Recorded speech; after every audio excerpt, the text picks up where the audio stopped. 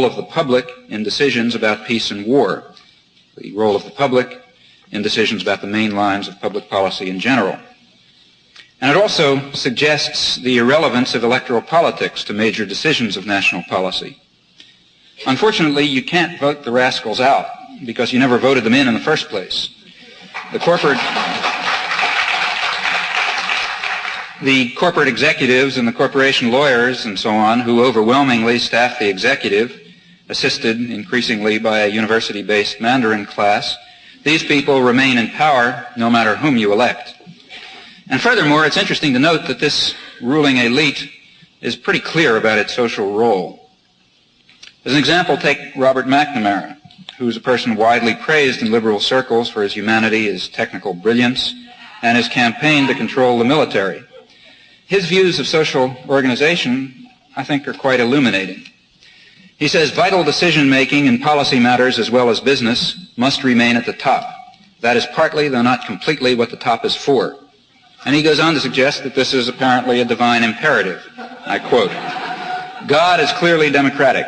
He distributes brain power universally. But he quite justifiably expects us to do something efficient and constructive with that priceless gift. That's what management is all about. Management is in the end the most creative of all the arts, for its medium is human talent itself. The real threat to democracy comes from undermanagement. The undermanagement of a society is not the respect of liberty. It is simply to let some force other than reason shape reality. If it is not reason that rules man, then man falls short of his potential." End of quote. So reason, then, is to be identified as the centralization of decision-making at the top in the hands of management. Popular involvement in decision-making is a threat to liberty, a violation of reason. Reason is embodied in autocratic, tightly managed institutions. Strengthening these institutions within which man can function most efficiently is, in his words, the great human adventure of our time. Now, all of this has a faintly familiar ring to it, and I think it is the authentic role of the authentic voice of the technical intelligentsia, the liberal intelligentsia, the technocratic corporate elite in a modern society. There is a parallel process of centralization in economic life. There's a recent FTC report which notes that the 200 largest manufacturing corporations now control about 2/3 of all manufacturing assets. At the beginning of World War II, the same amount of power was spread over 1,000 corporations.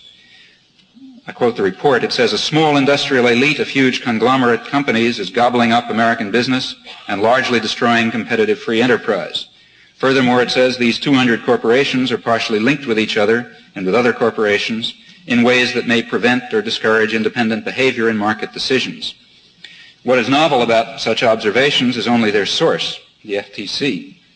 They are familiar to the point of cliché among left-liberal commentators on American society. The centralization of power also has an international dimension. It's been pointed out that on the basis, I'm quoting from Foreign Affairs, that on the basis of the gross value of their output, U.S. enterprises abroad in the aggregate comprise the third largest country in the world, with a gross product greater than that of any country except the United States and the Soviet Union. American firms control over half the automobile industry in England, almost 40% of petroleum in Germany, over 40% of the telegraphic, telephone, and electronic and business equipment in France, 75% of the computers. Within a decade, given present trends, more than half of the British exports will be from American-owned companies.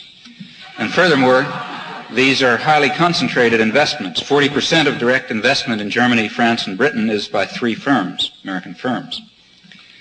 George Ball has explained that the project of constructing an integrated world economy dominated by American capital, an empire in other words, is no idealistic pipe dream, but a hard-headed prediction. It's a role, he says, into which we are being pushed by the imperatives of our own economy, the major instrument being the multinational corporation, which George Ball describes as follows. In its modern form, the multinational corporation, or one with worldwide operations and markets, is a distinctly American development. Through such corporations, it has become possible for the first time to use the world's resources with maximum efficiency. But there must be greater unification of the world economy to give full play to the benefits of multinational corporations. These multinational corporations are the beneficiary of the mobilization of resources by the federal government, and its worldwide operations and markets are backed ultimately by American military force. now based in dozens of countries. It's not difficult to guess who will reap the benefits from the integrated world economy, which is the domain of operation of these American-based international economic institutions. Well, at this stage in the discussion, one has to mention the specter of communism. What is the threat of communism to this system?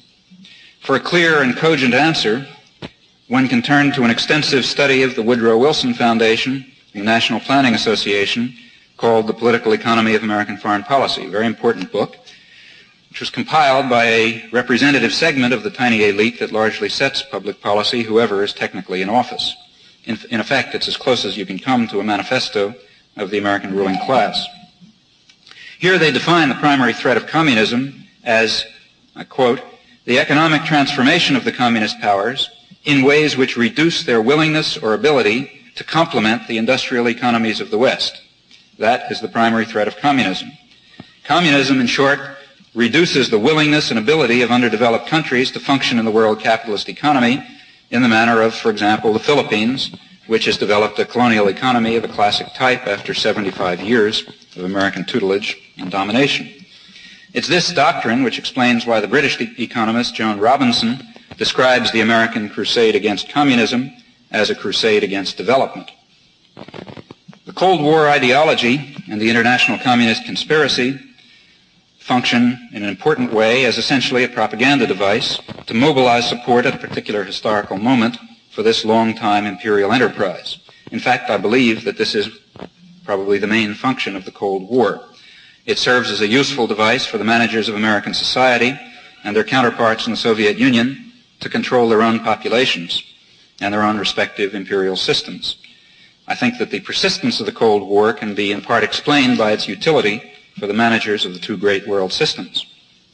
Well, there's one final element that has to be added to this picture, namely the ongoing militarization of American society. How does this enter in?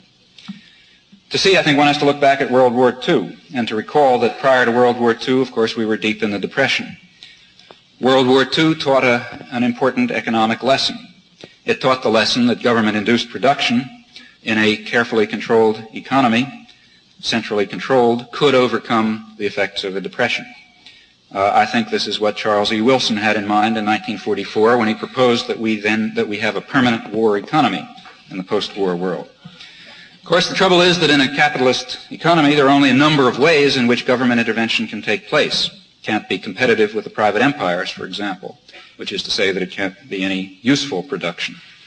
In fact, it has to be the production of luxury goods, not capital, not useful commodities, which would be competitive. And unfortunately, there's only one category of luxury goods that can be produced endlessly with rapid obsolescence, quickly wasting, and no limit on how many of them you can use. We all know what that is. This whole matter is described pretty well by the business historian Alfred Chandler. He describes the economic lessons of World War II as follows. The government spent far more than the most enthusiastic New Dealer had ever proposed. Most of the output of the expenditures was destroyed or left on the battlefields of Europe and Asia. But the resulting increased demand sent the nation into a period of prosperity, the like of which had never before been seen. Moreover, the supplying of huge armies and navies fighting the most massive war of all time required a tight centralized control of the national economy. This effort brought corporate managers to Washington to carry out one of the most complex pieces of economic planning in history. That experience lessened the ideological fears over the government's role in stabilizing the economy. This is a conservative commentator, I might point out. It may be added that the ensuing Cold War carried further the depoliticization of American society and created the kind of psychological environment in which the government is able to intervene, in part through fiscal policies, in part through public work and public services, but very largely, of course, through defense spending. In this way, to use Alfred Chandler's words, the government acts as a coordinator of last resort when managers are unable to maintain a high level of aggregate demand. As another conservative business historian, Joseph Monson, writes, enlightened corporate managers, far from fearing government intervention in the economy, view the new economics as a technique for increasing corporate viability. Of course, the most cynical use of these ideas is by the managers of the publicly subsidized war industries. There was a remarkable series in the Washington Post about this about a year ago by Bernard Nossiter. For example, he quoted Samuel Downer financial vice president of LTV Aerospace, one of the big new conglomerates, who explained why the post-war world must be bolstered